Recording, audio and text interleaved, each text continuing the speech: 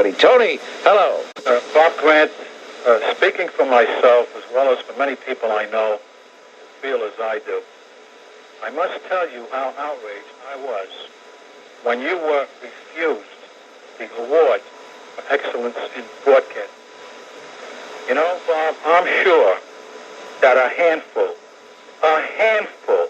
of leftist activists must have made 20 or 30 calls each to Rizzo's office so as to imply that a majority of people were against you. Of course, we know what happened. He got diarrhea and he folded up. You know, this is the way these running dogs operate. You're 100% right.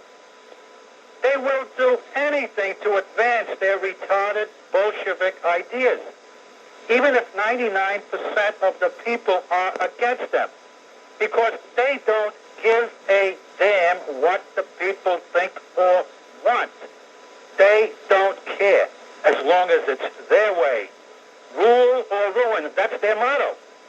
And as for the Jackie Mason show, at least it gave the American people a close look at the Bolshevik retards who control the media. This lesbian Gelb of the New York Times, as Papa says, the slob who doesn't own a tie, Jack Newfield, the others, the Marvin Kitmans, the Murray Kemptons, all America haters. Not one of them, Bob, could shine your shoes, let alone wipe your nose, if you know what I mean. A disgrace. Mario Cuomo was the only Bolshevik missing from that group. You know, Bob, our guys didn't fight in World War II so that the likes of this Bolshevik crap could screw up our kids and sell our country and values down the drain. They didn't fight so that their children could be bussed out of their neighborhoods to mix with other races so as to fill a quota. Our guys that are laying in the hospitals with no arms and no legs and that are blind, they must feel betrayed by these professional traders who have been allowed to infiltrate our media and our institutions and our schools. And I'd like to know, where the hell are the veterans organizations? Where's the VFW? Where's the American Legion? Where are the churches? Where's the counterattack, damn it? Where is it? Or have these organizations also been infiltrated by this cowardly scum and neutralized? Well, they've been neutralized. They've been neutralized for a whole host of reasons, or throughout a whole host of reasons. I want to get back to something you said about the Jackie Mason show.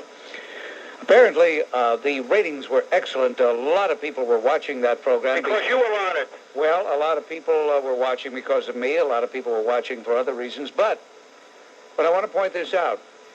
So many individuals said, Bob, we couldn't believe we saw you sitting there right in the prominent seat, right there at the stage, and you never said anything. Well, that made me feel bad because I said several things. Yeah, they cut you out. However, they cut me out. They taped well over 90 minutes worth, and the airtime minus commercials was 1 hour.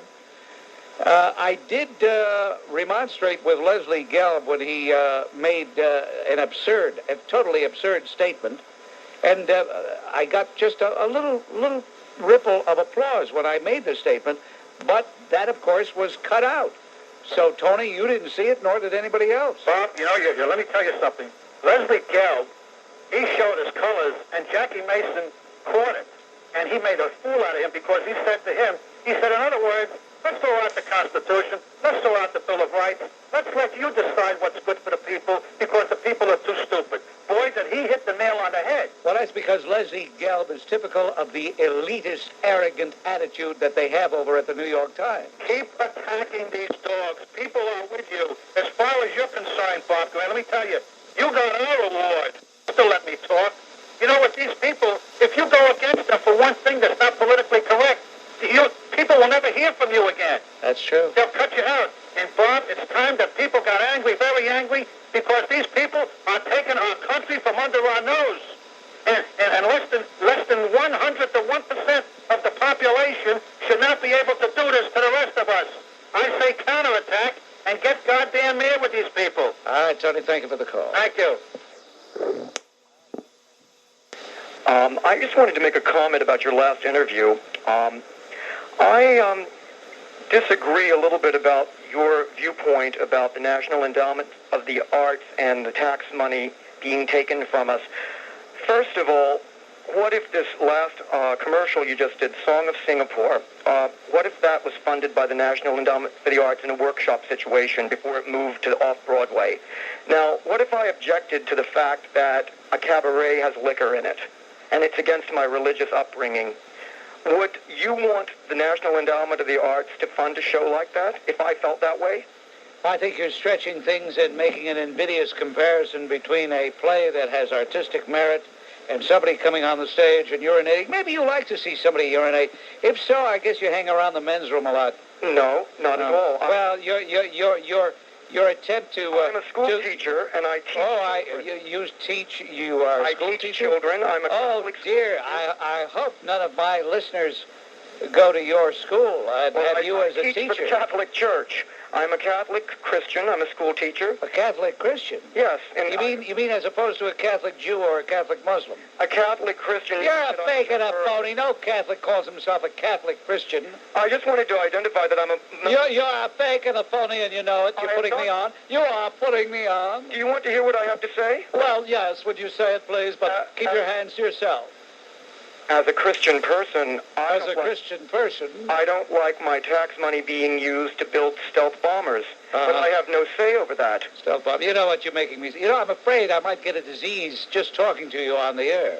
I don't... You know what I mean? I thought that this you know what I mean? Well, you sound a little double-gaited to me. I am probably more leaning toward the left, but I think that this is supposed to be an open discussion, isn't it? It is an open discussion. Absolutely, it is an open discussion, and that's why we're listening to you, and you're listening to me, and everybody's listening to us. I'm not criticizing you for your opinion. I'm not one of these callers that's screaming at you, telling you you're crazy, that kind of stuff. I'm trying to give you an honest debate. All right, let me hear you sing a song. Do something worthwhile. Come on. Well, my point was that as a Christian person, I follow. Why do you keep saying? I follow the teachings of Jesus Christ. Why do you keep saying you're a Christian person? You're because a Catholic I want you to know what my ideology is. Your ideology? Religion is not an ideology. That's a political viewpoint. Well, my point about the national. Now, by the way, Dave, when's the last time you went to communion? Last Sunday. Really? I go every Sunday. I'm a member of a parish. Were you in a state of sanctifying grace? I'm not trying to make fun of... I'm not making fun of anybody. By the way, Dave, you are a practicing Catholic. Yes. All right, recite the Apostles' Creed. I believe in God, the Father Almighty, maker of heaven and earth. I believe in Jesus Christ, his only Son, our Lord, who was conceived by the Holy Spirit, born of the Virgin Mary, suffered under Pontius Pilate, was crucified, dead, and buried. The third day he rose again. And I don't have to continue this. I don't... Why, would you run out of steam here? You did pretty well, Dave. I wanted to talk about the National Endowment. You did better than I thought you would. I want to talk about the National Endowment for the Arts. Where were you confirmed? I was confirmed at the Church of the Transfiguration here in Manhattan. Where'd you make your first Holy Communion? I made my... I don't want to talk about my religious... Well, you're the one who kept bringing it up. Well, I just wanted you to... You're the one who first... You kept bringing it up. But you don't want to hear my point of view about the National Endowment for the Arts. What name did you take in your confirmation? You're afraid of what I have to say. What name did you take in your confirmation? February the 15th. No, what name did you take? David. I'm after St. David. Oh, really? There is no St. David. There is. He's the patron saint of Wales. Wales. Mr. Grant. David, you are most entertaining. And I have to give you credit. You're putting on a better show than I thought you would. Why don't you want to hear what I say about the National Endowment of the Arts? I thought you finished. First of all, my point was that there's a lot of good that the National Endowment for the Arts sponsors. There's a lot of good programs. There's a few bad apples, but that's true with any government program. Well, when you equate... Hey, look, David, come on. Why do you equate... A guy walks on stage naked and he urinates on stage. Is that art? Come on, that's not art. I don't think that the human body is a terrible thing to look at. If it's done... I didn't say it was. I'm saying, is that art? If it's done with a point of view for a person to learn from, yes. That's what how could you learn from that? I mean, what is that? It's supposed to move someone. Move someone. It might move you from the first row to the 10th row. You want to get away, you know. It might splash all over you. Can you imagine it splashing all over the people in the front row? I don't think that would happen. And I also, the thing with the urine, you know, there are certain cultures in our history that used to drink urine, and it was considered sacred. I don't understand why. I don't no. understand why you don't want people to think for themselves, Mr. Grant. Is all I'm trying to say. I do want them to think for themselves. Well, you obviously do. Hey, look, Dave. You're not even letting me finish my statement. Oh, no, but that is not the question. You're making a statement. You're not being paid by tax dollars, are you? But did I want my tax dollars to be spent in killing 100,000 please. They didn't ask me. Hey, listen. How could I have stopped that, Mr. Grant? Well, you couldn't stop it. You shouldn't stop it. If we are going to go into anarchy, then of course we can stop anything we want. I'm not promoting anarchy. All right, I'm that's promoting good. national defense. I'm not against national defense. All right, David. I still think that you're a put-on, but a most interesting put-on. One last thing about Arsenio, if you don't mind. First of all, he's only doing this to get ratings because nobody's really watching that show. Well, that isn't true. They have pretty good ratings. Well, against the Tonight Show, he's always less than that, and he's even doing worse than Jay Leno now. But he's only doing that for the ratings. Whatever his motive, that doesn't justify what he said. No, it doesn't. No. Most tasteless, absolutely, and only because he looks the way he looks does he do that and gets away with it. Well, appearance. Now, you wanted to talk about an election, or you want to talk about? Well, actually, I was listening to the radio before, and besides, he had Dice play on 6 times. That just shows you how serious he is about that, because the other guy's no racist either. But anyway, did you read the Times editorial yesterday? Well, they had 3 editorials. The one on the election, the one where the House could, elect the president, because of the 3 candidates. Yes, what about it? Oh, well, this is not the first time the House has elected a president. I know. Why are we getting these dramatic pauses? Why the pregnant pauses? What do you want, applause? What do you want? No, I'm not waiting for applause. Well, then what the hell are you waiting for? Because in going over that, I did a little research into that, and the one person that was decided by the House, Andrew Jackson. Andrew Jackson? Yeah. Oh, really? You say you did research and you've come up with Andrew Jackson? Yeah, Andrew. No. You know what? Want to know something, Vic? You're a fake, phony, and a fraud. Jackson, You're a fake and a phony and a fraud, pal. You don't know what you're talking about. Andrew Jackson. No, you don't know what you're talking about. Andrew Jackson was our 7th president. That's right. Yeah, he was the Ross Perot of his day. No, listen, pal.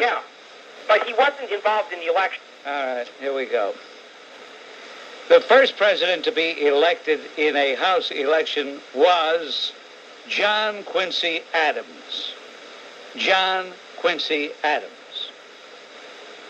That's who was elected. Not Andrew Jackson. Andrew Jackson trailed in the regular electoral count. The guy says Andrew Jackson was the first president elected by the House. No, sorry, pal, John Quincy Adams. Also, I find it amusing that Douglas Wilder down in Virginia is appointing his former girlfriend or current girlfriend, 31 years old, to a very responsible administrative post. I wonder if there's any type of nepotism or chickie-pooism involved there. And finally, I thought with Ann Imelda Radici as the chairperson for the National Endowment for the Arts that perhaps we could put a stop to these frivolous grants. But I'm reading today where there was a grant issued, and this gentleman then circumvented her ruling by funneling off $15,000 to MIT and the University of Virginia Commonwealth. So it's obvious that these left-wingers will stop at nothing to see that their filthy art is championed, and perhaps it's time for government to get out of the business of subsidizing art. They should go back to the private sector. Have a good weekend, Bob. Well, I tell you, Herb, you're right on target, but that 31-year-old chickie-poo of Doug Wilder's, she's some broad, all right.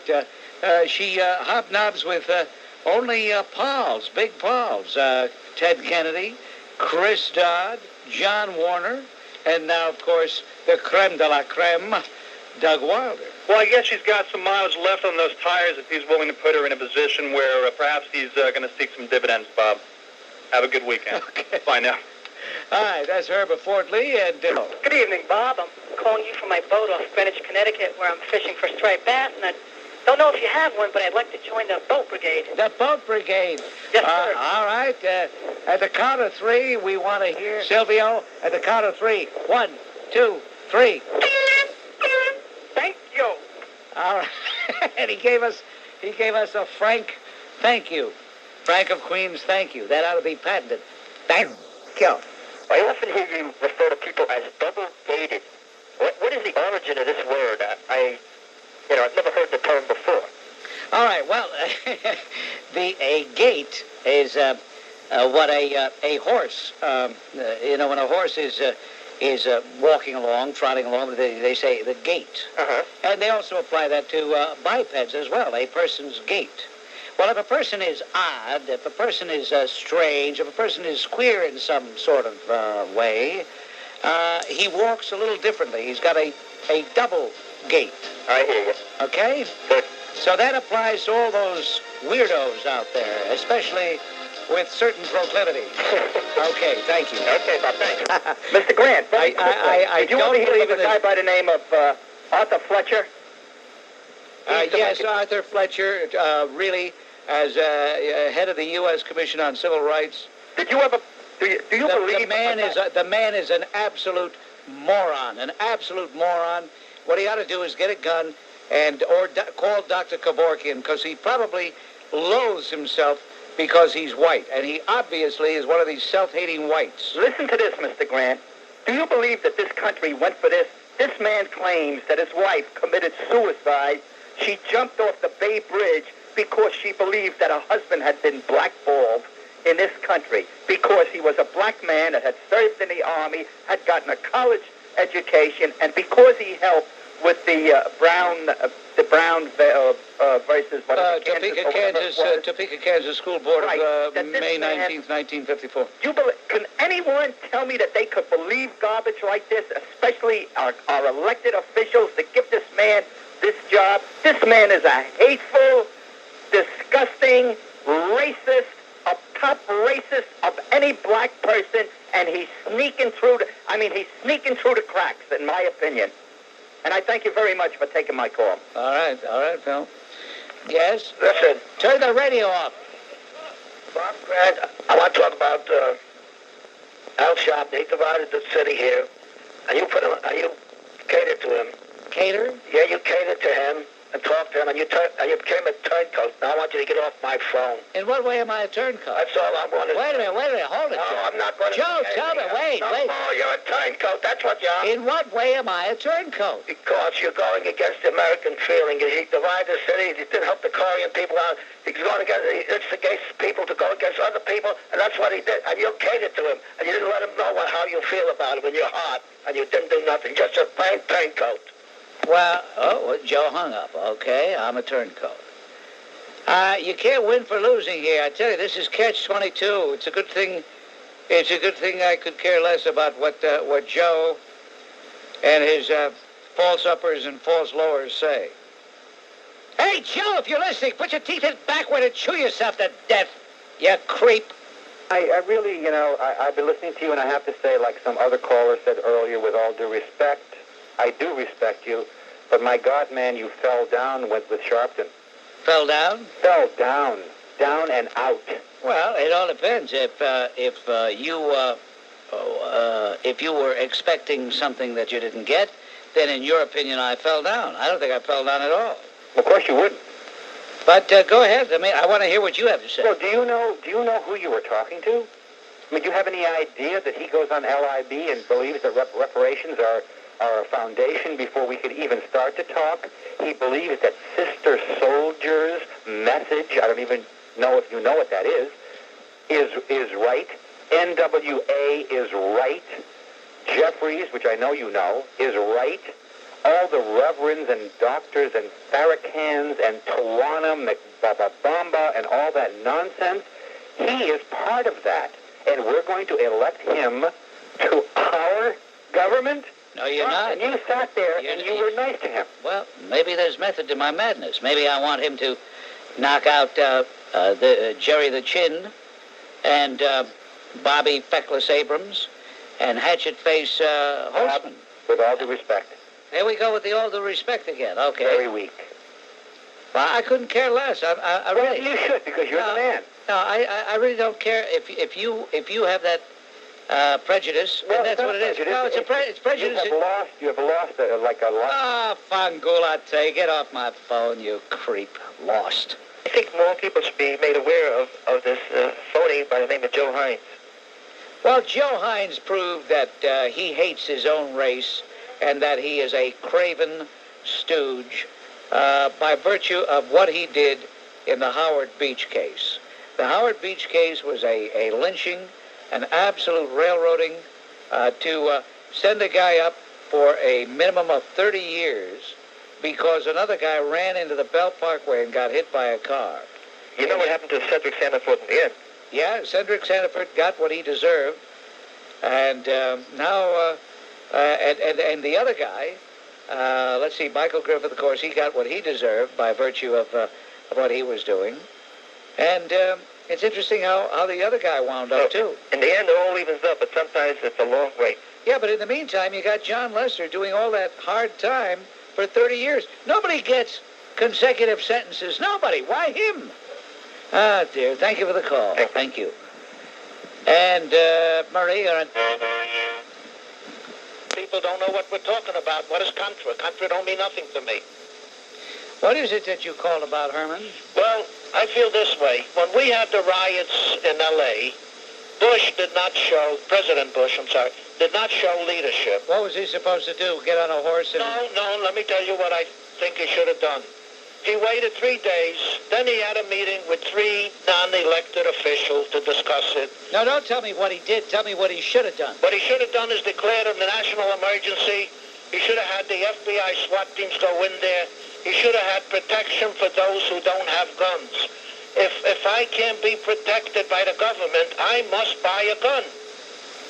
On WABC, we're forging ahead here, and I think I'm a medical marvel. I really do. I want to give some credit to me for a change, instead of being so modest all the time. I really deserve a lot of credit for not having cracked up in view of the fact that I've been talking to people like the people you hear. The people not playing with a full deck. As a matter of fact, it is so rare that I get anybody who's got even close to 52 cards. I hardly know how to handle them anymore. They're sick out there and getting sicker. It's the media's fault, it's the TV's fault. I think it's government's fault. I think government's setting the examples. How do we tell the people in this country not to steal when they find out the Nixon White House was hiring burglars? Cut it out. Cut it out. They weren't hiring burglars. Cut it out. That doesn't justify anything and everything. And what are we going to do? Keep talking about that? That happened in 1972. We're going to keep talking about it? All right, Carla, what happened to you? I don't know. I got disconnected somehow. All right, let's get to your question. Okay. My statement was that after listening to Mr. Butterfield, he placed a lot of blame. I don't put much credence in his word. I heard another person... Yeah, well, tell us what your question is. I wanted to state that I think that political leaders should have that authority to commit espionage if they feel it's necessary. Well, you mean to say that spying on the other, that breaking into somebody's office and tapping their phone, you consider that espionage? We have put these gentlemen or women in very few cases in office. Well, wait a minute. They weren't spying on a foreign power. No, I know. Which is legitimate. You think that breaking into an office and tapping somebody's phone is okay, huh? They know what they're doing. Now, wait, let me ask you. Do you think it's okay to break into somebody's office and tap their phone? In this case, yes. On WABC, I have nothing further I can say to you. Wait. Get off my phone. I'm sick and tired of talking to crazy people. Is anybody normal call this program? I don't know. We'll try you, Jim. I think it's a disgrace. In spite of what I've said, I think the special prosecutor has been on a witch hunt. And it's obvious that his intent is not that just uncovering some information. His intent is on trying to ruin the reputation of an administration. Yeah, I think Lawrence Walsh is a real jerk. Unfortunately, even though he's well up there, an octogenarian, he's in good shape. Too bad he doesn't have a weak heart, a very weak heart. Yeah. An extremely weak heart. Thank you. Thank you, sir. This morning I watched and listened to that Souljah. Oh, the girl with the diamond in her nose. I tell Left you, nostril. Just above her in the left nostril. Yes. And I got so furious that I could hardly wait till the end, but I did. Debate? I don't think so. Now, Brian Gumble, in spite of what you and I obviously think about him, I thought I asked some fairly good questions of this big-mouth anarchist. Yeah.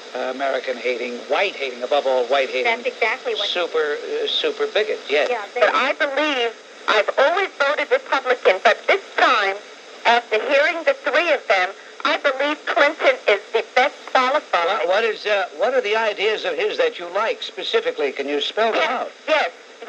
Well, first of all, he's got ideas about... No, tell me what they are. Don't tell me he has them. You've already said that. Medical plan. What is the medical... Hold it, stop right there. What is his medical plan? Well, he's got... I have the booklet in front of me. As a matter of fact, he sent out... he did some homework. Why did he send you a booklet? Well, he sent out to various people. He does that. He does that, really? I think you're a fake. I think you're a phony. I think you're a fraud. I don't think you're a Republican at all. I was. I was. Yeah, I was. Now it's I was. Now it's I was. Yes, I was. You're a fake, phony fraud, but that's okay, Lita. You want to do a little campaigning? That's all right. Bob, you're an intelligent man. How could you vote for Quayle and Bush? Well, the election...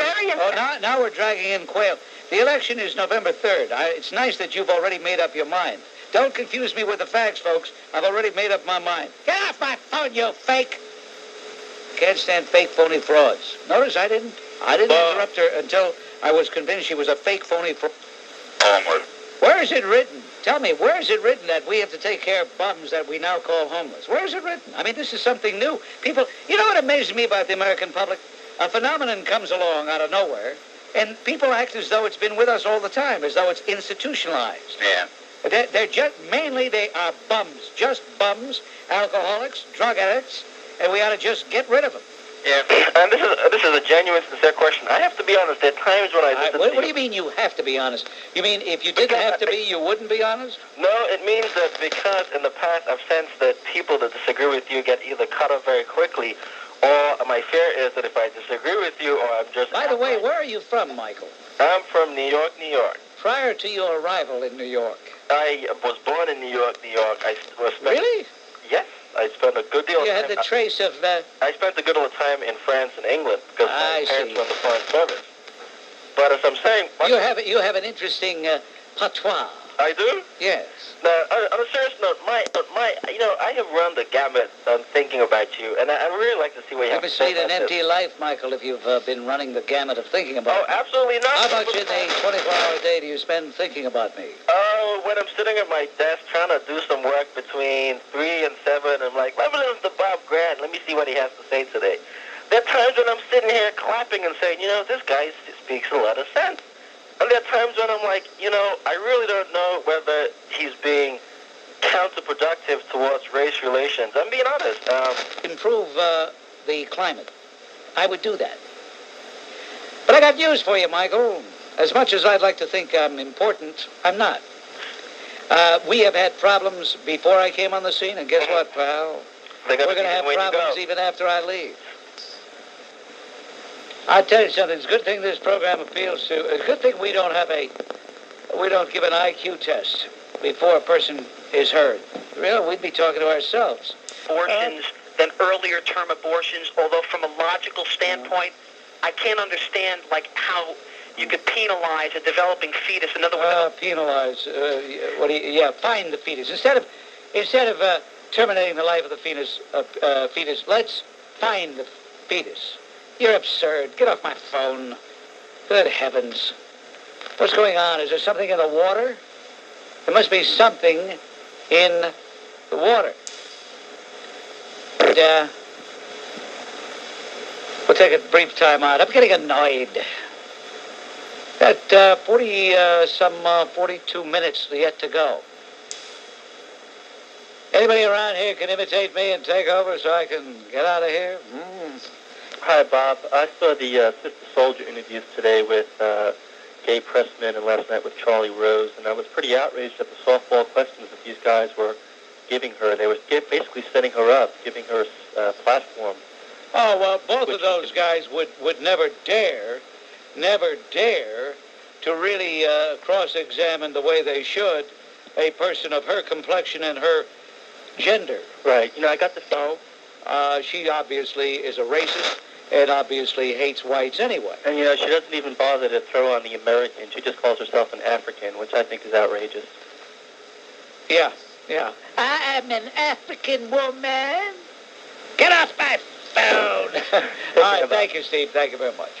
Well, I feel that it's politically motivated. I feel that it's a witch hunt. And I feel that Lawrence Walsh ought to be locked up. Probably ought to be a roommate of John Hinckley, because I think Lawrence Walsh is an absolute, I think he's a dangerous man. I think he's a megalomaniac, and I think he cares nothing for justice. I think he only cares about getting his name in a history book. I know. I'm not sure yet. Haven't heard enough about him. All right, fine. Keep an open mind. It takes a lot of patience to do this program, believe me, ladies and gentlemen. You have no idea, and I know... Here we go. Who's that? Who's here we go? Who's that? It's me, Bob Anthony. Anthony from Danbury. Well, how come Connecticut's so popular suddenly here? Well, we got a fleet of people over here listening to you on the air. Where are you from? Where are you from, Anthony? Danbury. I mean, prior to your arrival in that great town. From Turkey. From Turkey? Yes, sir. All right, go ahead. Every single dime I make back home. Which, matter of fact, like right now, I'm living like a pauper. Why do you send it back? Why do you send it back home? Because that's where I'm going to go as soon as my time is up. Your time is up? What do you mean your time is? You on a visa? Figured I'll work another 2 years. You on a visa, pal? No, I'm a citizen, American citizen. You're an American citizen? Yes, why did you bother becoming a citizen when you left your heart back in Turkey? Well, I just wanted to leave the door open. I left my heart in Ankara. Well, let me give you an example. Left it there. You just had a guy called you. He's going to vote for H&S Perot, and he doesn't even know why he's going to vote for him. That's right. I mean, I don't want to live around people like that. Well, it takes all people kinds. Has nothing better to do with their money. You mean in Turkey they're all intelligent, well-informed voters? One more example. People has nothing to do with their money. The way the economy is in this country. In the meantime, you go... Maybe our economy would be a little better if guys like you would stop sending your money overseas. You didn't let me finish giving you the example, though. We're saying the economy is bad. We got no money. It means I'm hair club for men, which is a necessity. I mean, it's not even a necessity. It's not even a need. You got a line from here to New York City. Well, how is it that economy is bad? That's what I want to understand. The economy is picking up. The gross national product has increased for the fifth straight month, and most economists say by far the worst is behind us, and we're in a period of recovery. Let me know when you leave, Anthony. I'll send you a card, Bob. All right, thank you, Anthony. Bye-bye. I'll tell you something. Only the United States allows people to come in and say how lousy we are. Meanwhile, the guy's making money and sending it back home. But you know something, folks? Don't worry about Anthony. He says in a couple of years he's going to go back. He's not going to go back. Once they come here, once they get a taste of this life, even with all its shortcomings, they know there's no place better. And I have nothing against Turkey. They've been a staunch ally. They've been a good member of NATO. But I'll tell you this, for all my complaints, if I had to choose between the US of A and living in Turkey, I'd take the USA any day of the week.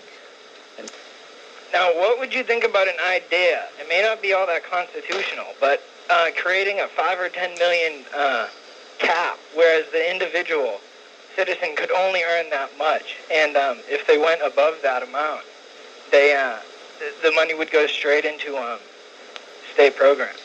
First of all, you're right, it would be unconstitutional. Secondly, it's one of the most absurd cockamamie ideas I've heard from anybody in a long time. I want to congratulate you because that is about the dopiest suggestion I've heard in a long time.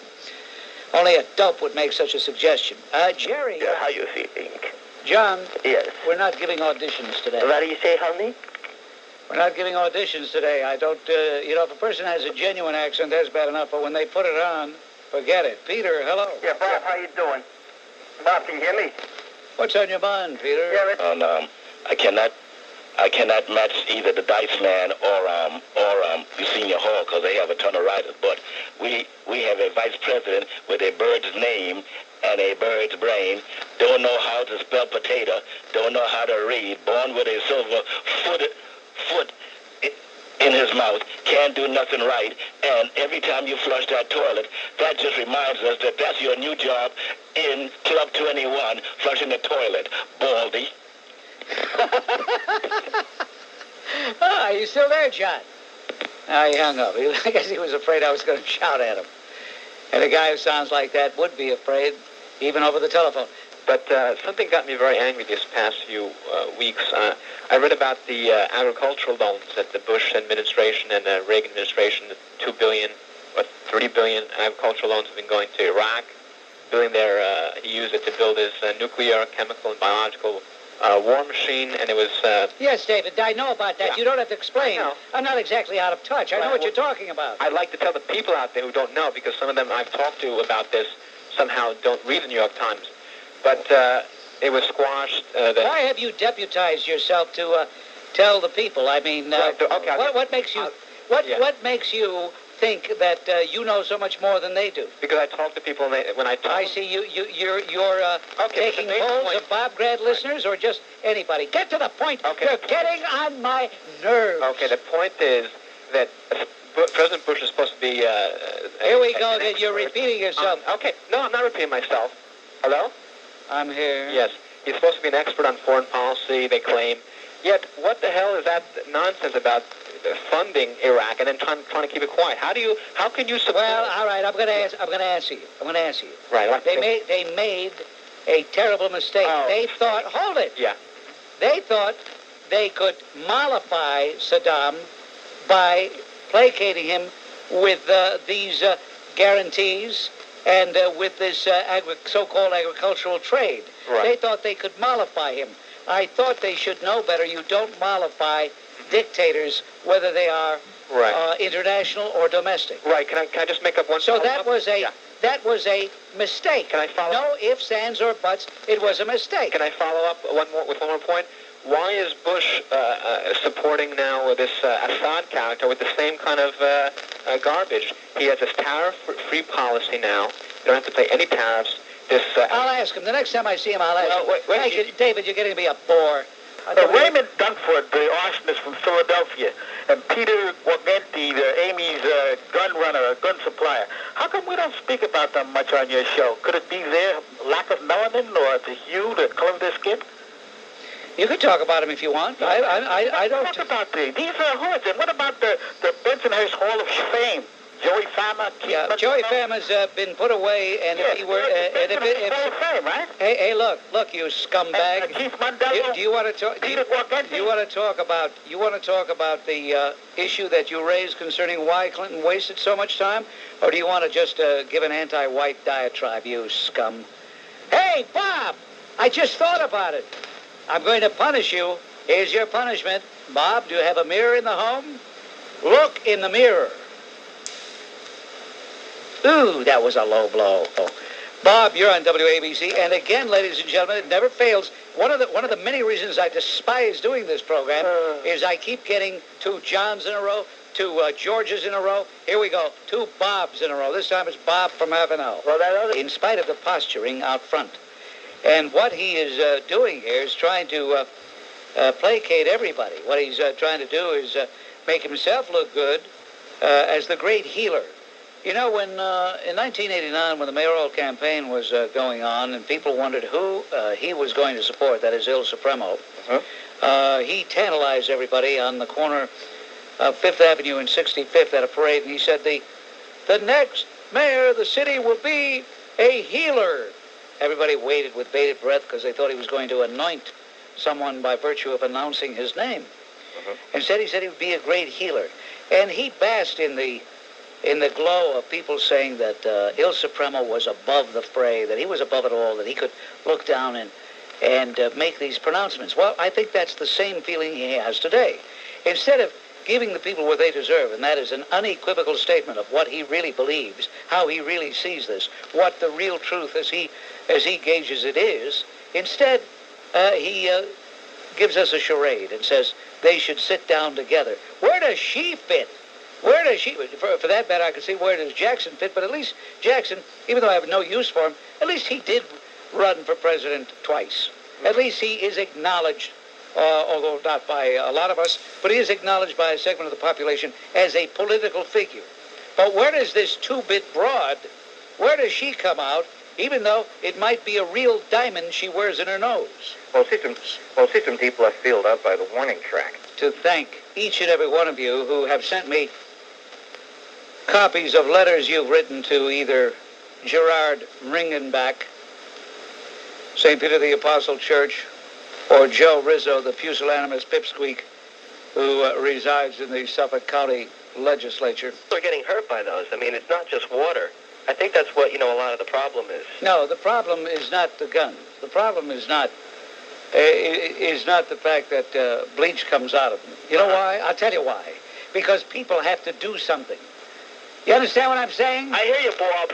Okay. Bob, I want to say that thanks for the tip. The minoxidil's working. On WABC, I knew the guy was a fake and a phony and a fraud. Did you notice? A little too subtle, though. He overestimated the audience. Joe, you had Al Sharpton on your program last week, and I think that your treatment of him and your rapport with him showed that... I don't know about rapport. What do you mean by rapport? Well, it seemed that you treated him with a little bit of respect for a guy like Al Sharpton to take him so seriously. You see, I want him to win the Democratic primary, you dope. I want him to win the Democratic primary. Well, so that Al D'Amato can beat him in the fall. What's the matter with you? But it still shows, I think, a little bit of anti-Semitism to go with Al Sharpton like that. I'm not going with him, you jerk. Interviewing somebody doesn't mean I go with him. Get off my phone, you repulsive. Go to that -0, Stanley Lundeen. He's talking about statesmanship, and he's talking about what the people want. Stanley Lundeen, who, by the way, has the concession in the men's room up in Albany. He does. He has a concession there. That was the way Il Supremo got him to quit Congress and be his lieutenant governor. What a nerd. Jim of Teaneck, hello. Hello, Mr. Grant. I've been in this country for 6 years, originally from a village called Unten. Where are you from? Unten, near Bremen, in West Germany. Where?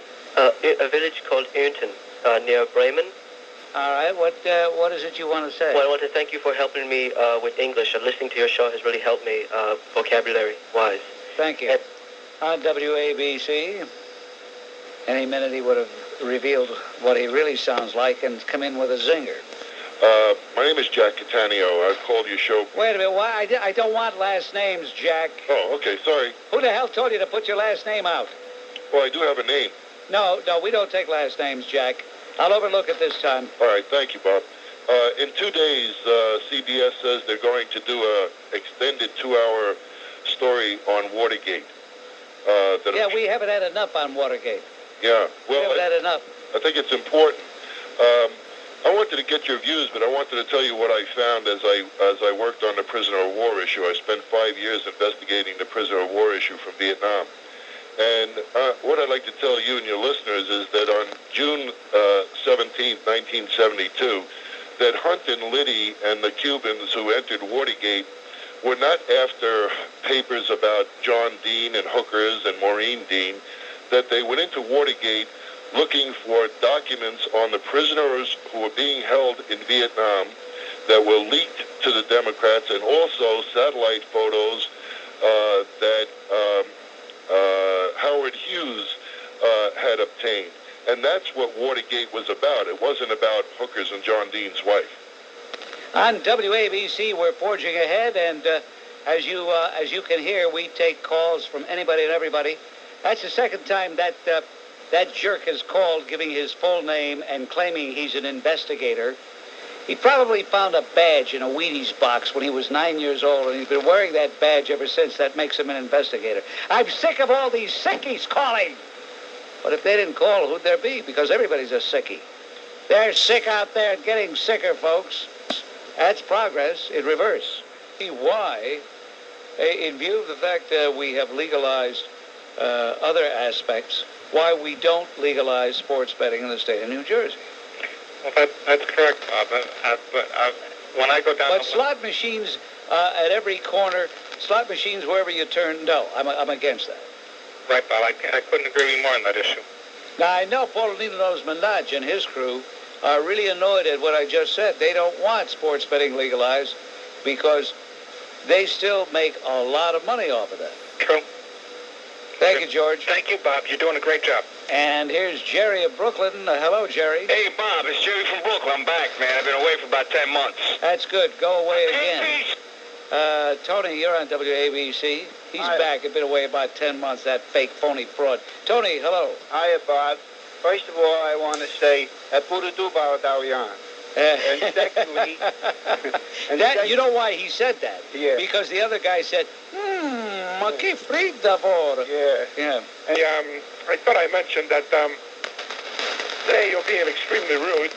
I was going to say all sorts of negative things, but I can't deny it. I want to find faults with you, Mr. Grant.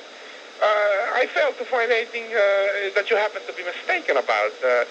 You tell it like it is. You tell the truth. And, come on, you're putting on an act. This is I'm not putting no act on. That's an act. I'm tired of the guys putting on acts. Everybody wants to be Leo Garci reincarnated. There's a certain kind of censorship. To many, many, many, many people, burning crosses and swastikas are profane. They are obscene. Yeah, there's a lot of things I consider obscene, but if I got to go around and say, hey, I consider this obscene, you can't say it, you can't do it. I can't do it. And don't compare what one does on a lawn. Don't compare what one does away from a roof of Kenny, you're on WABC. Hello. Yeah, how you doing, Bob? Oops. A couple of calls ago, a guy called and he said, or he made a suggestion about taking military action on some of these places where we... Yeah, we'll declare war on a poppy field, right. Well, okay, I know that it sounds like... Here we go again. Listen. It's the March of the Gabones, folks. No. So stupid. The guy says, hey, why don't we go in there? Why don't we go burn the poppy fields?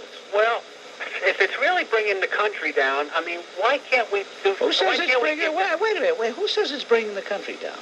Well, I mean, that seems to be the consensus. I mean... that's all the propaganda. Yeah? All the propaganda, for heaven's sake. It's not a serious problem. Well, most of them are killing each other. The more they kill each other, the better it is for us. Thank you for the call. All right. On WABC, it's James. Hello, James. American foreign policy. And Bush, the supposed maven in foreign policy, and Reagan funded that animal in Iraq, and then we went to a war for that. And actually... Well, you know something, you're being unfair, and I'll tell you why. Why? Yeah, it was a mistake to do what we did. But once the mistake... Yes, what would you call it? I thought would you call it a correct? Would you call it a correct policy? No, it was a stupid policy. Yeah, it was a stupid mistake. It was a dumb, stupid mistake. Come out? Why doesn't it was a dumb, stupid mistake, and he corrected it. He didn't correct it. He's doing the same thing. You mean he didn't correct it by... the same Wait a minute. Excuse me, James. I thought we drove the Iraqis out of Kuwait, which was the mandate of the UN. I thought we did that. Why did we do it? For what? Real quickly. In other words, we correct the mistake, and that's not good enough for you. Wait, can I just say one more thing? Why not? You've already succeeded in showing that you're incapable of really looking at the situation from an overall view. Last question, please. Last point. Can I make a... Last Sunday, the New York Times came out a report about the warnings that Saudi Arabia warned French, English, and American oil companies that if they dare look for oil on the border between Yemen and Saudi Arabia, that they will take many options, including military action. Now, this is a country, Saudi Arabia, that we went to fight for, and they're threatening us. Well, why do you present all these... Extreme? No, wait a minute. Why do you present all these issues as though you take it for granted I'm going to defend Saudi Arabia in this context? I don't. That I'm going to say... but you defend Bush's... Well, I defend Bush only from the standpoint that he rectified a mistake. He did make the mistake. But guess what? Yeah. Guess what, James? If he had listened to the left-wingers in Congress, the mistake would have even been worse. But who funded him? You don't want to allow that, James. You don't want to admit that. Who funded him? Who funded him? We've already agreed that the world... mistake. James, we've already agreed... Oh, it was a mistake. We've already agreed that the world funded him, didn't we? But we allowed... All right, James, what do you want me to tell you? James, I want to make you happy. What do you want me to tell you, James? I want you to say that Bush should come out and apologize and resign for his... Oh, get off the phone, you jerk. What a sickola. All right, get off of there. Ah, stupid. That didn't play in that theme. Hey, WABC management, why don't you get a new Yankee theme, or is that the Yankees' fault? They played that same dumb theme on WMCA years ago. Holy cow, they did. Holy cow. Unbelievable. Can Rizzuto talk without saying unbelievable? Everything is unbelievable. Yankee baseball action. All right, no, cut it. There's a pop fly, a little pop fly, goes into the air maybe 10, 15 feet. The shortstop catches it, and Phil goes, unbelievable! A guy comes up to bat, gets a single. Unbelievable! Everything's unbelievable. Here's a guy he's lived with baseball all his life, and he's looking at it like he never saw a game before. Anyway, that non sequitur brought to you by through the courtesy of no one. Oh, Jason. Yes, Bob. My call is in regards to John Gotti. All right. Okay, it seems you acknowledge that the media has a left-hand agenda, but you fail to realize that the same minds are engineering their approach to Gotti. The left does not want any whites in control of any organizations, whether criminal or otherwise. Oh, cut it out. Cut it out. The man was found guilty in the court of law. Right, but why hasn't Willie Horton got this kind of publicity? He hurt the innocent. How come? Well, Willie Horton got a lot of publicity. As a matter of fact, Willie Horton was in a political campaign. I don't think John Gotti was either. Does the press... You're comparing apples and oranges. John Gotti was convicted. Right. John Gotti was tried. Hey, you want me to respond to you, sure. or do you want to just talk? Either way, I mean, I'll get paid the same no matter what. John Gotti was tried and acquitted several times. Then he was tried and convicted. So... you want to say it's part of that the media convicted him, that the press convicted him? But the press loved the guy. The press loved the guy. They're going to miss him. The press seems to relish him going to jail an awful lot. Well, why? Because there's a headline? I think they give the guy too much headlines. He's big news. They're giving him the headlines because of what he stood for. An Italian that was in control. Oh, cut it out. Don't say an Italian. Please, don't say an Italian. He's a criminal. Cut it out. You're a cabone. You're probably not even Italian yourself. This is a sneaky way of you trying to besmirch Italian. I'm not Italian. That's what I thought. Not just... Who are Arabs? This is the same Dr. Mehdi who supported that fiend in Iraq, Saddam Hussein. And what the heck is Dinkins doing putting this idiot on the Columbus 500th anniversary anyway? Is he going to tell us now that Arabs discovered America first? Is this part and parcel of the third world human garbage that he's given license to rip our glorious European heritage from our hands? And, I don't have any siding with Noah Deer, because Noah Deer, if he calls himself a Democrat, is no better than the rest. He lies down with pigs. How could any Jew call themselves a Democrat in this day and age?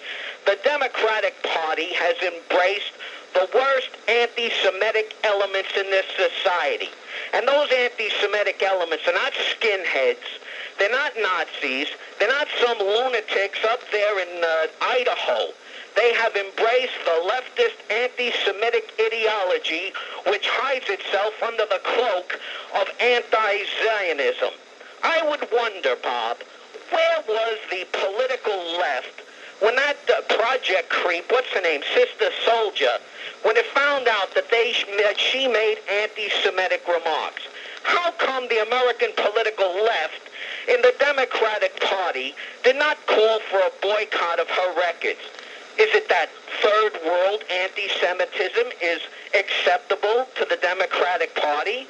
And where was the Democratic Party when we saw rioting in Crown Heights last year?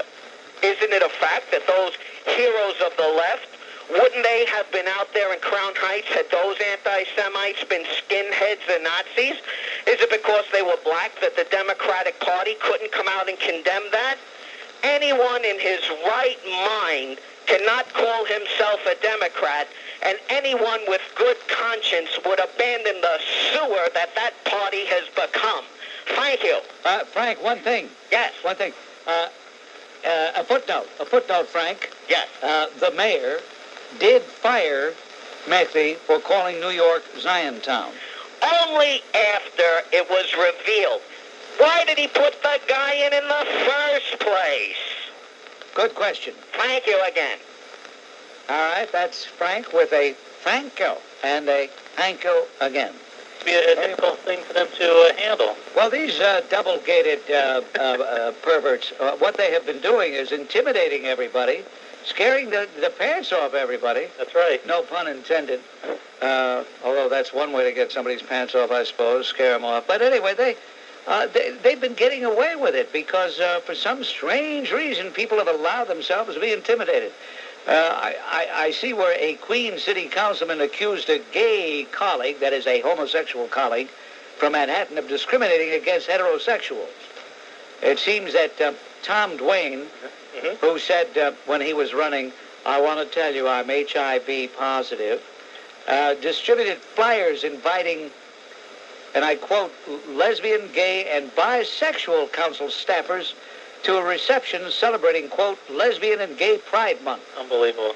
Clarence Thomas hearing that Anita Hill had said that she wanted no monetary, she wanted to gain any money from the publicity. Right. However, right now she's out there making some money out of her speeches and so forth and so on, and I don't think there's anything wrong with that. I think she committed herself to being criticized by many people. Many people did. Yet she stood up for many, many women out there, regardless of what actually happened to her. And I think that if she's making money right now because of her experience, I don't think Jay Leno or anyone out there should criticize her for it. Well, I think the criticism is justified because she tried to sound so sanctimonious, so noble, so disinterested in self, and said she wasn't going to capitalize on. She just wanted to go back to Oklahoma and get back to her class. Yes, and I tell you why she deserves to be criticized, Bill. You're a very naive, callow youth that you are, because she's a fake, a phony, and a fraud. They just refuse, and it's people like Jackson that convince them to continue to refuse. Now, in the mid-'70s, nearly 20 years ago, Jackson was writing a column where he talked completely differently from the way he talks now. Oh, absolutely. I know. As a matter of fact, the New York Times got sucked in and had a big magazine section. Column after column just like that. And that makes him 10 times more despicable, because ultimately he knows better. And would you have time just for one more quick little comment here? He also has a reputation, and Rosenthal mentioned it in a column the other day, which also drives me crazy, that he's a great spokesman about drugs. Have you heard about this? Yeah. He has a name. What in the hell has he ever said about drugs that makes any sense to anybody? What has he ever done about drugs? Well, he's got a lot of people fooled. Even the fellow who does the 11 o'clock show, 11 in the morning. Yeah. One day he says, he's against drugs, and I like drugs. What does that mean? Every kindergarten child is against drugs. I know. Hi, Bob. Hey, Bob, you kill a lot of time for me at work, and I really enjoy listening to you. But that's a strange statement. Kill time.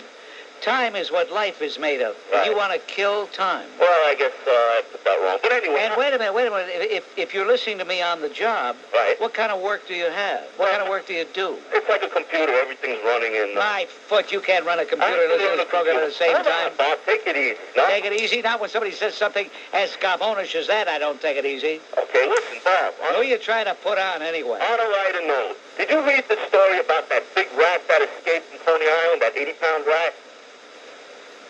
I don't read stories like that. You didn't read that story?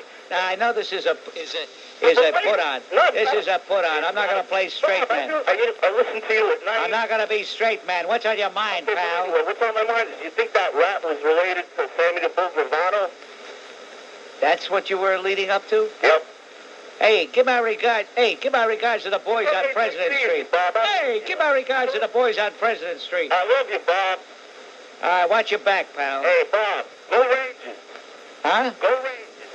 What did he say? Go New York Rangers, all the way. Oh, Rangers, the New York Rangers. Yeah, right, all the way. Hey, now you said something I can agree with. And I like the New York Inevitables also. You do? Right. You leave me cold there, but the Rangers are all right. You're okay, Bob. Okay, pal. Take it easy. Couldn't imagine that. There's a guy who's got it in for Sammy the Bull Gravano. All right. Sexual harassment scandal in the Navy. I don't in any way want to defend it. I mean, it was crass and totally uncalled for. However, I was talking to Brian Mitchell, who wrote that superb book. You had him on the air a couple years ago, and the book against the women in the military. And we were both astonished at the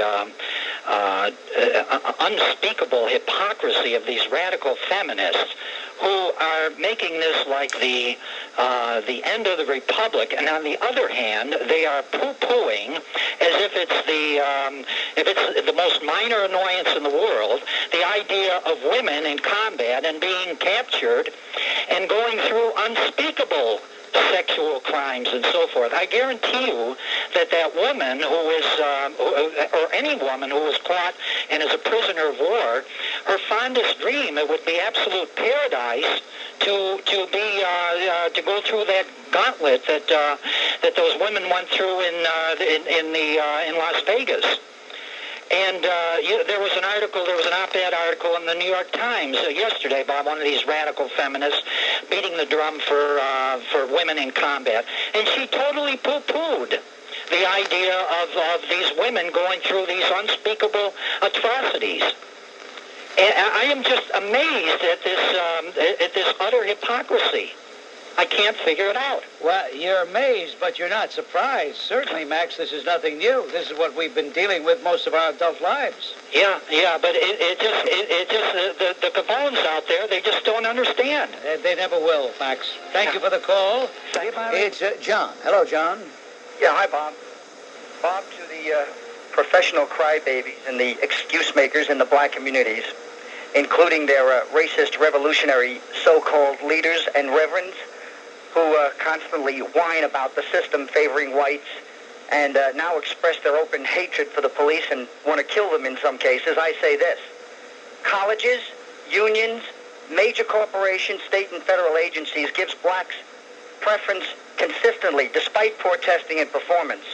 And in the media, blacks are constantly portrayed as victims of white racism and violence, when the truth is whites face institutionalized racism that reaches every area of our job markets. And as far as crime goes, in America, Bob, whites outnumber blacks 6-1, yet the crime ratio points the other way. For rape, 9-1, murder, 14-1, robbery, 19-1. Whites are being horrendously victimized, yet there's no white versions of the Los Angeles riots. And as far as the police are concerned, sometimes the police have to use force to subdue a suspect. Almost always, the suspect will try to get away, whether by running or fighting back. Very rarely will they say, okay, officer, you got me, you can put the handcuffs on now. When was the last time you can honestly say you were brutalized by members of the police department? If you're a hard-working person, Bob, you care about others, and you generally look to avoid trouble, then I'll bet you answered never. But if you have a bad attitude, you don't care about others or the law, then I'm sure your answer would be at least a few times. I'm sorry, Bob, but I have no sympathy for a criminal who gets caught doing illegal things. If they choose to fight back at the men and women who want to protect us, then so what if they wind up with a few bruises? Maybe the next time they'll think twice. So the next time I catch a person breaking into my car, Bob, or mugging an old lady, grab your video camera, because you're about to see the show of your life. And thank you again. All right, John, on WABC. Conservative pro choice, but to support Roe versus Wade is to make a Faustian bargain. Because when you approve the court reading non-existing rights into the Constitution and statutory law, this gives you pro-choice. It also gives you quotas. It gives you protections for criminals that are not in the Constitution. It gives you rights like the exclusionary rule, which, contrary to common belief, do not protect ordinary people, but only criminals, because it is only criminals against whom probative relative evidence can be excluded. We've had a court in the last 30 years that has made society more unsafe. You've got judges running prison systems. You've got a whole, the number of the death penalty has been vitiated in many ways. Even the supposedly conservative court in about 6 or 7 different death penalty cases has overturned death sentences where people, by their own acknowledgement have been clearly guilty. This court, with its dedication to precedent, has overturned the peremptory challenge, an institution of 500 years standing as a means of protecting due process. Last year, in a case with a white murderer convicted of killing a white victim, they reversed his conviction because there were no blacks on the jury. It's asinine. I don't think David Souda is a surprise. I thought when he was nominated that he was nominated as the stealth candidate, that conservatives didn't know that liberals were not supposed to know what he stood for, but that meant conservatives couldn't know what he stood for. And I think he has voted with the liberal side in important cases in numerous instances, which I could point out, but we don't have the time. And I just think that there's a lot more at stake in a democratic society which is deeply divided on an issue, whether this is supposed to be resolved by 5 unelected judges with no accountability, or through the political process, which paradoxically would give you legalized abortion anyway in most states. So the price for having it done by judges rather than through the democratic process is enormous, because you've got people demonstrating in the court steps and so on, and you have judges inventing rights all over the place. And I would just point out... Where are you getting your energy from? Where in the heck do you get your energy from? Well, some people consider the Supreme Court and constitutional law very important. Well, it is very important, and you are obviously very well informed. And can I just make one other point? I wish we had the time, Lester. You want to take over the final hour of the program? I'll be happy to let you, because you're making a lot of sense. Yeah, I just wanted to make a couple of other points. Number one, I think it's tremendously ironic that one of the people to whom this decision could be most attributed is Arlen Specter, because he played a major role in the defeat of Robert Bork, and he is being taken to the cleaners and really attacked for being anti-feminist against this candidate, Lynn Yackel. I think that's very ironic, because if Bork were on the court, Roe versus Wade would have been overturned, not out of hostility to abortion, but out of fealty to the democratic process. I'd like to make one other point. You were talking about, I agree with you when you say that Ross Perot takes most of his votes from conservatives, supporters of President Bush, and there's a reason for that. When the Democrats advocate quotas and all kinds of protections for criminals, and you should only know how they've bent over backwards to protect criminals in the crime bill that they want Bush to sign. I can't even get into that. But when the Democrats do all these things and want to raise taxes and so forth, the voters can turn to the Republican Party. But when the Republican Party gives us liberal activist judges, for example, who promote quotas and protections for clearly guilty criminals,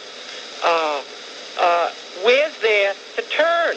I would like to point out that of the 19 last justices appointed to the Supreme Court over the last 40 years, 15 of those justices were appointed by Republican presidents.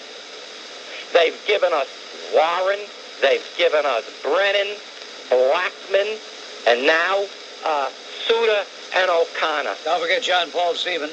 And John Paul Stevens. Well, I don't even, forget about them, but I think the biggest single mistake, I spoke to you about 2 weeks ago, and I reiterate, you should read the opinions of Sandra Day O'Connor when she writes that there should be lawsuits under the Eighth Amendment clause where there is a use of force against a prisoner that does not inflict serious damage. And she does this under notions of what she calls evolving standards of decency. What do you mean evolving standards of decency? This is right out of William Brennan. William Brennan said, we shouldn't follow the original intent of the framers. We should follow what the current generation wants. Well, then why doesn't he leave it to the democratic process? Instead, you have unelected judges imposing their notions of decency. Right you are, Lester. Right you are. Thank you very much. Okay, thank you. So then now that he's got his lifetime tenure, why is he content to allow the dark cloud of suspicion to linger over his career? Well, that's a cloud that you have, not that... in other words, the only way he could have pleased you would be to vote the way you wanted the court to come out? What he could do, he has the right to take legal action against Professor Hill for slander and bring her to court and have this thing decided in court under the rules of evidence. And then make a smarmy situation even worse? Come on. Oh, I think if he's telling the truth, he would win. Somebody here was lying. It was either him or Hill. One of them was lying. I'll tell you what, pal. Thanks for the call. Okay, take care. Bye-bye. That's left-winger Nick, who continues in his... I tell you, at least he's consistent. Here on WA... After the Sister Souljah, the Arsenio Halls, I think that the Republican Party should just not try to pander to get the black vote, because I think we passed the quota bill, and I thought George Bush disgraced himself when he danced with Martin King's wife. Remember that was sickening. That really was. And I think that's going to alienate more white voters than he will gain black voters, because what are they? They're going to vote 90-95% for the Democrat, Clinton. Well, you make it into the mainstream, as they say. Like Lindsay said... Yeah, Tom, you're calling from the state of New Jersey, yet you have two pusillanimous pipsqueaks by the name of Lautenberg and Bradley, who are all for... Well, they can change the law tomorrow. All for this discrimination that you speak of. I'm not discriminating. No. Talking about the base of America. What is a Lautenberg? Tom, would you pay attention, please, for just a minute? Yeah, no, you don't like my voice, but the discrimination is not on your part. The discrimination is on the part of Bill Bradley and Frank Lautenberg. How long are we going to go on with this? When are you going to start changing immigration laws? Who's responsible? Who's the head of immigration, first of all, anyway? Well, the INS can only do what Congress authorizes. They can't... So who's the key man? Who can I call up tomorrow and jump on him? Nobody, because it's a holiday. Thank you. Who's the key man? I just got through telling him they can only do what Congress tells them, and he wants to call... And he wants to call the head of INS. On WABC, 10 minutes before 7. Roy, I'm going to tell you something that, in light of what you've just said, you probably won't have trouble believing it, but it's incredible nevertheless. Slick Willie Clinton said he would like to have an HIV... Now, follow this, ladies and gentlemen. Would like to have an HIV-positive person address the convention. Did you know that? No, I wasn't, but I am not surprised at all. Now, how about... Hey, Slick Willie, how about equal time to somebody with syphilis? How about equal time to somebody with lymphoma? How about equal time to somebody with prostate cancer? I mean, what the hell? Can you believe that? See, this is what turns me off about a guy when I hear him make such a stupid statement. I want to have an HIV-positive person address the convention. I don't understand that category. Third, outside of New York City Hall, at lunchtime, where the true meaning of the English expression minority is defined by a ratio of about 12 to 1, black to white. And where, if one looks, it's quite easy to find a street bazaar of Ethiopian and Arab stalls with beggars from some of the world's most exotic places. Ed Koch says that they add so much enrichment to our racial mix. What is he running for, by the way? I heard him praising the Times for an editorial endorsing Stephen Solar's naked attempt to pander to a particular element of votes. And he felt constrained to say that he was very supportive of that Times editorial. You know, maybe because he never has a grandchild to think about and their future. Or a child or grandchild. You know, that's probably true. But, you know, he disappoints me because in so many areas he's right on target. And I welcomed him as a colleague. Yeah. And still do. I still do, because he's on the station. He's basically a good man. But you know what really bothers me is he just can't shake off the fact that most of his adult life has been spent in politics, and he still handles himself like a politician. One more thing. First-time caller. Earlier in the program, you made mention of the poor moral content of some of the programs on television, and you also drew reference to the third world. I'm not quite sure what was the point behind the reference. Could you clarify that? Yeah, the references were slipping and sliding toward third worldism, and your appearance on the program is some graphic evidence of that. While Saddam Hussein was using poison gas against the Iranians, how come we aided him? How come this hasn't been brought up in Congress? I mean, how can we aid somebody who's using poison gas? Now, I'm not partial to Iran. Anyway, but a person using poison gas should not be aided. Well, we were so traumatized by Iran, the taking of the embassy. Here we go again. Why don't I just put these on tape and just play the tapes? We were so traumatized by Iran that we tilted towards this skunk Saddam Hussein. Even if he was using poison gas? It went against the whole Geneva Convention? Well, I'm not part of the administration, so don't question me like it. I'm not justifying it, Harry. Oh, okay. All right, fine. Thank you. Have a good day. Bye. I have to laugh. Somebody asks me for a reason, and I give a reason, and the guy takes it to mean that I'm justifying it. Why? What am I doing here? What am I doing here? How stupid! Many of those third world people which you despise so much that come to this country happen to be some of the most industrious and hardworking people that are a benefit to this country. They take on many jobs that many Americans refuse to take, even in a recession. So I think that you should show a little bit more respect when someone from those areas come and call you and try to... I want him out. Get him out. Thank you. You go too. I'm kind of with your on your stand on abortion and a few other things. Why you wouldn't beat for Clinton instead of Bush? Because he's a sleazebag, that's why. Well, this is George the Atheist. I want to wish you and all my fellow citizens a happy birthday on the eve of America's Independence Day. He mentioned it yesterday. Part of the Boy Scout oath says that you have a duty to God and your country. The operative word, the philosophically operative word is duty. What duty does a rational human being have to God and to his country? Well, the Ten Commandments come down from God, and if we all followed the Ten Commandments, this would be a wonderful world. I think even you would agree with that, George. Bob, the Ten Commandments was written by a man in the Middle East sometime. It was not written by God. Oh, wait, I'm Bob. sorry, George. I didn't know that until you called and straightened us all out. Does God have a hand? I didn't know that, George. Where's God's hand? Now we have... You know what, George? There are some atheists they're content to be atheists, and they live and let live. They're at peace with themselves. Not many, but some. Most atheists, though, are like you. You are not at peace with yourself.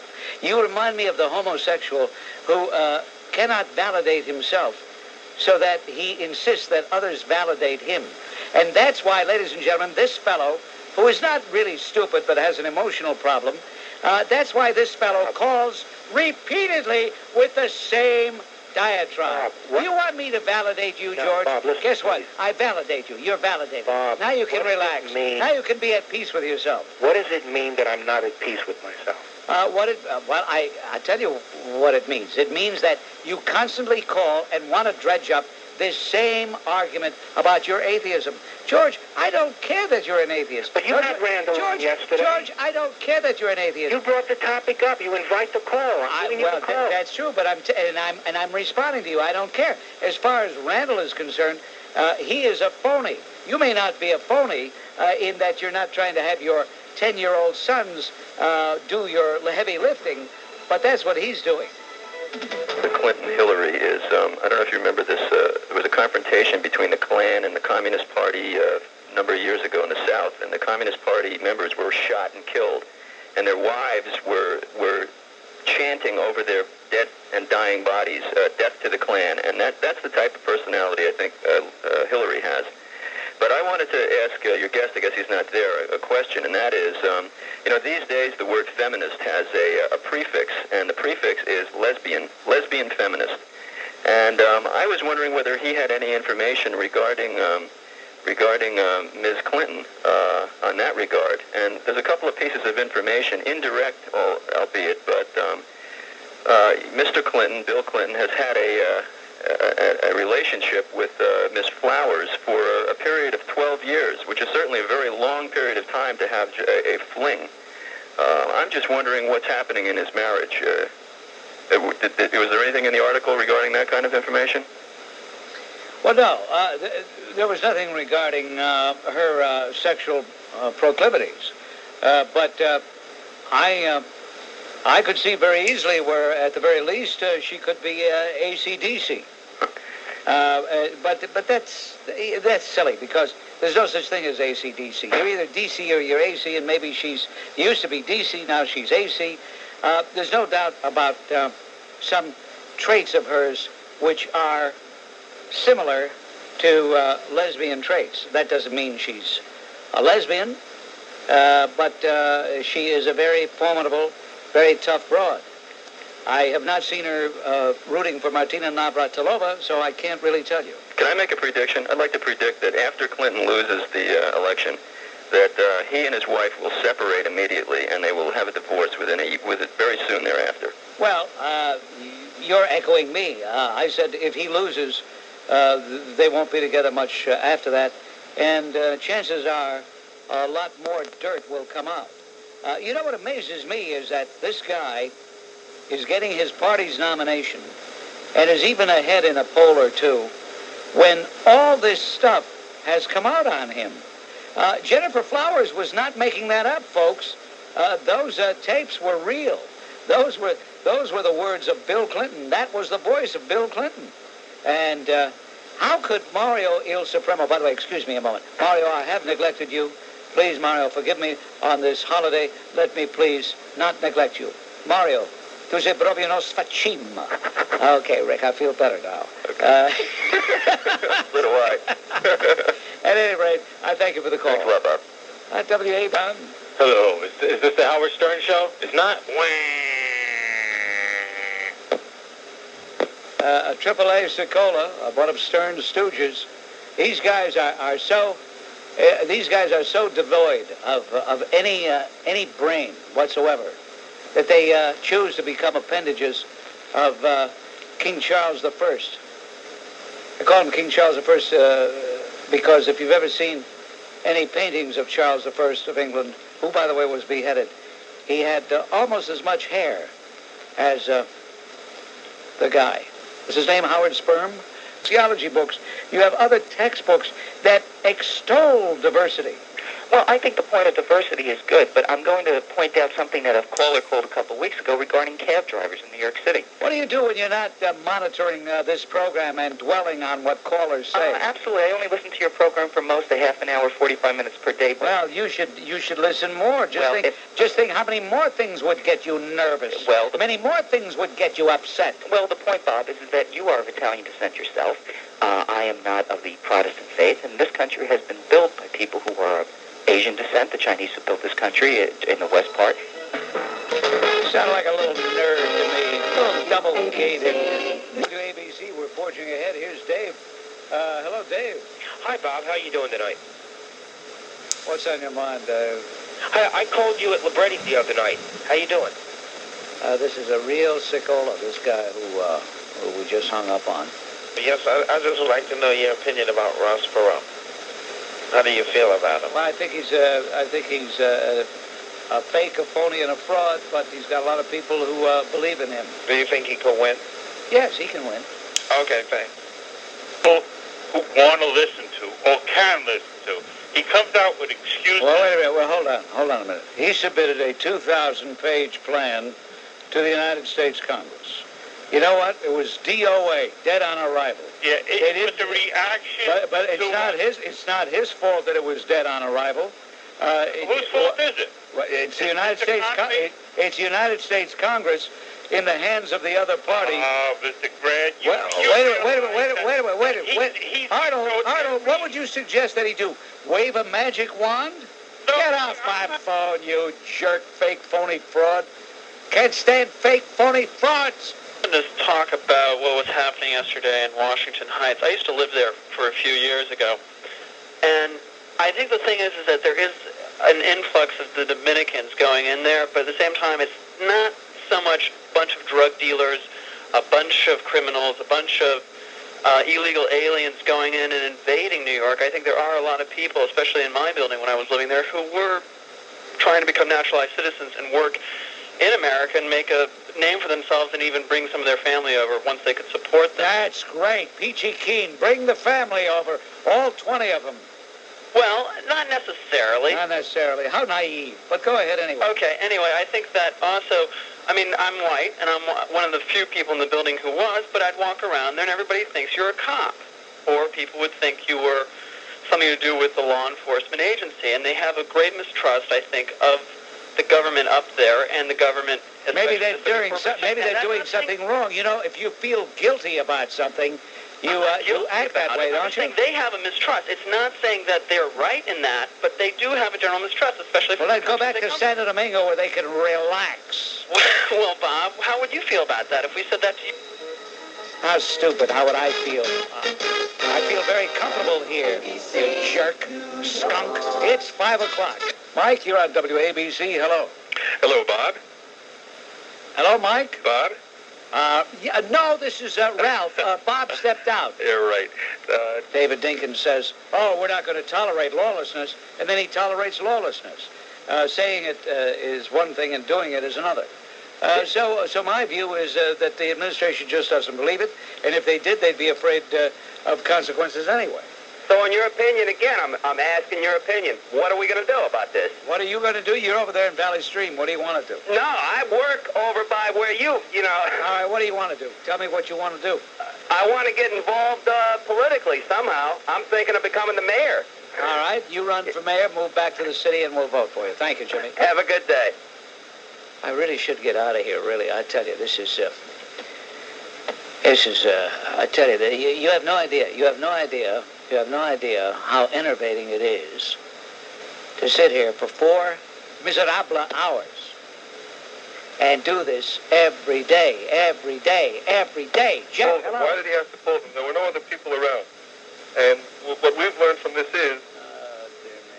Bob, I thought you were an old-fashioned guy, Bob. I mean, the fact that... I don't know what you mean by old-fashioned. If by old-fashioned you mean that I'm stupid, I hope I'm not. You don't want to listen to what I have to say. Well, I've heard what you have to say. You don't know what... What do you want to do, proselytize? Dearly beloved, we are gathered here. Jeff of Brooklyn. Are you a Jehovah's Witness? No, I'm not. I'm Jewish. I'm an Orthodox Jew. I see. But just let me finish. I'll be brief, okay? But the reason why... Signal when you're finished. I'm going to read a book while you're talking. I think some of your listeners might want to hear. Yeah, sure they might want to hear. Want to hear all about Adam and Eve? And, no, it's not. It goes beyond Adam and Eve, Bob. Okay. The reason. I hope your rabbi's listening. The reason why I'm not intimidated by it, but it's supposed to be not covered. Not by foot, you're not. It's supposed to be covered. Okay, they're supposed to be covered. Listen, pal. Want to know something? You're getting on my nerves. When you get off the phone, hang up, will you? Is that what you do when you disagree? Will you hang up?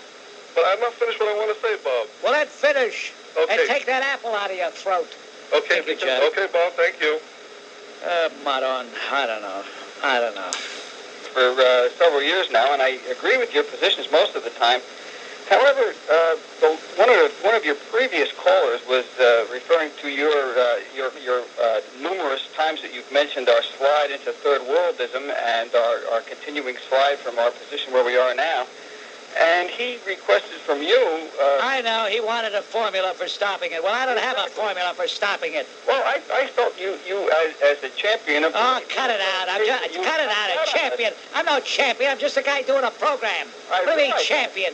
But you have, in the programming you present, you are somewhat of the white middle-class male's champion. I'm just a guy doing a program, giving my views honestly. And if people don't like my views, that's too bad. If they like them, that's fine. I'm just exchanging ideas and opinions. I understand. I am not the savior. I'm not a guy coming in on a white horse to save anybody. If I could save this country, I would. I wish you could too, sir.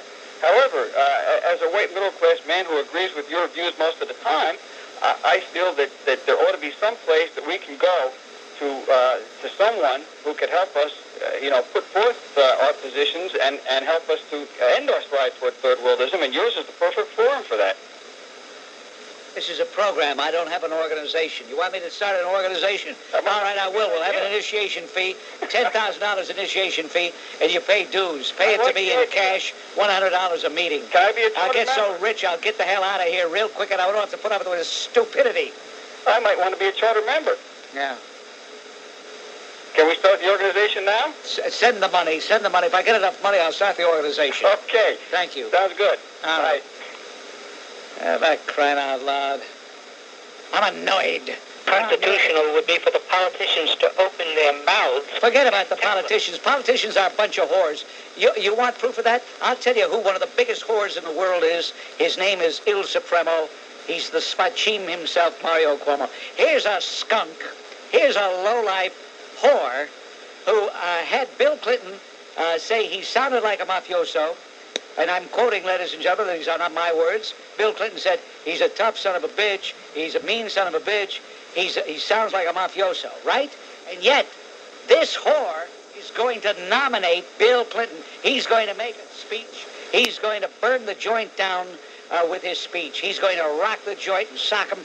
And we're going to hear nothing but, oh, what a great speech he made. Oh, my gosh, Wednesday night when he placed his name in nomination. Mario, we're going to, you know why? Because Mario Cuomo is a very talented actor. He should have gone on the stage. I wish to heavens he had gone on the stage, because if he had, then he would have spared us from his governorship. And by the way, Il Supremo, Spachim, if you're listening, how dare you make that statement where you said, when my parents came to this country, they had it easy. My foot. I remember a story that was told about my grandfather, where the guy said, hey, listen, you're a chef, huh? Okay, it's a good thing, because if you weren't a chef, I'd give you a shovel and a pick, because that's the only work we have for the likes of you, you blankety blank, blank, blank, blank. And Il Supremo goes on to say, it's so tough for people in New York today. Well, who's been governor since 1982? Who's been governor these 10 years? You Spachim. Bob, I'd like to deliver this message to the large number of blacks and Hispanics. Wait 7 or 8 years before you have children. Raise 2 or 3. Yeah, they're going to listen. They're going to listen to you. They're going to listen. Save your breath. I say they're going to listen to you. Politicians are not going to. Yeah, I can just see them now. Well, we'd better practice birth control, darling, because William, who called the Bob Graham program, said we should wait 7 or 8 years. Well, we're not practicing birth control. As a matter of fact, No. I'm just. Thank you, William. People are so naive. He thinks people are going to listen to him, especially the people he's listening. He's talking about. They don't even speak English, and they don't even listen to this program. Coverage begins at 7 o'clock here on the Yankee Station. Talk Radio 77 WABC. By the way, there are more than 600,000 Dominicans here now. I guess if we want to go somewhere eventually where it's nice and lonely, where you have the beaches all to yourself, where you have the island all to yourself, we ought to go to the island of Hispaniola, which contains 2 so-called countries. Haiti's on one side and the Dominican Republic is on the other. Pretty soon that island is going to be empty because they'll all be here. Yes, Ray. Hi, Bob. Since you've indicted the Democrats and done such a good job doing it, why are you not a Republican? My father is a Roosevelt Democrat. That's why. That doesn't sound very mature to me. What has that got to do with you? Well, you got to respect your parents. Oh, cut it out. Hey, Bob. Cut it out. That's what it comes down to. That's absurd. That's totally that's not what it comes down to. What it comes down to is... I support Perot. You don't want to know... Oh, get off the phone. You sound like an idiot. Don't waste time with an idiot like... My father was a Roosevelt Democrat, therefore... How idiotic. How stupid. How pathetic. I despise these people.